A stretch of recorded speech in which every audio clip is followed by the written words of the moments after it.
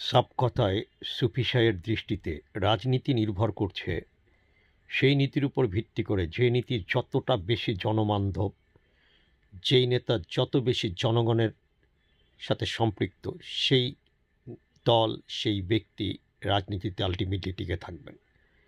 আমি অনেক বিখ্যাত ব্যক্তি দিয়ে একটা রাজনৈতিক দল তৈরি করলাম, বাট সেই দলের জনসম্পৃক্ততা খুবই কম। আমি খুব বড় বড় কথা দিয়ে একটা ইউটিউব চ্যানেল তৈরি করলাম, বাট আমার কোনো ভিউ নেই, সাবস্ক্রাইবার নাই। বাট একজন ব্যক্তি শুধু তামাশা করছেন, নাচ গান করছেন, তিনি একটা চ্যানেলকে স্টাবলিশ করেছেন, তার চ্যানেলে অনেক সাবস্ক্রাইবার আছে, ভিউ আছে। সম্ভবত সেই হবেন অনেক বেশি গ্রহণযোগ্য জনগণের কাছে। সুতরাং যার কর্মী সমর্থক আছেন এবং যিনি জনগণের সাথে যত বেশি সম্পৃক্ত, দিনের শেষে তিনি রাষ্ট্রীয় ক্ষমতায় আসবেন এবং দেশ পরিচালনা করবেন। এটাই আছে লজিক্যাল ফিলোসফির কথা। এখানে হিংসা, দেশ মারামারি, হানাহানি করে আলটিমেটলি হয়তো কেউ কারো পদে বা দলে যেতে পারবেন, কিন্তু টিকে থাকাটা দিনের শেষে দুরূহ হয়ে পড়তে পারে। সব কথা সুফিসাই।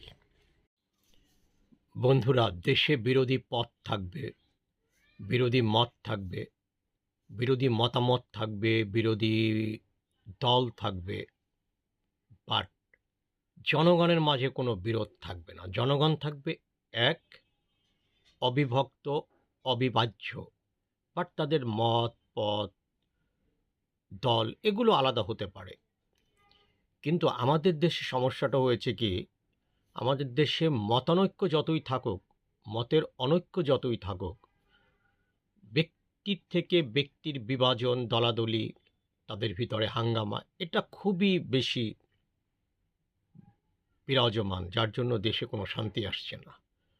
আমাদের উচিত হচ্ছে সকলকে একমত হয়ে দেশ গঠনে যেটা পজিটিভ, সেখানে আমাদেরকে এগিয়ে আসা। এবং এই যে নির্বাচনে অনেক বিরোধী দল দাঁড়াবেন, বিরোধী মত দাঁড়াবেন, দলের মাঝেও বিরোধিতা থাকবে, কিন্তু সমস্যাটা হয়েছে এই বিরোধ যখন ব্যক্তি টু ব্যক্তি একটা আক্রোশে রূপান্তরিত হবে, সেক্ষেত্রে সুষ্ঠু নির্বাচন আশা করা যায় না। সেই নির্বাচনে হয়তো একটা জটিলতা সৃষ্টি হবে। এটা আমাদের কারো কাছে কাম্য না। আমরা দেশটাকে যদি এগিয়ে নিয়ে যেতে চাই, আমাদের কাউকে বাদ দিয়ে এখানে দোয়াল্লিন জোয়াল্লিন দুই গ্রুপকে একত্রিত হয় যা করে খোদায় সামনে আগায় যেতে হবে, তাহলেই আলটিমেটলি উইল উইন লাস্ট খোল ইনশাল্লাহ, by the grace of almighty. আসসালামু আলাইকুম। সাবকথা থেকে সৈয়দ সুফি সাই।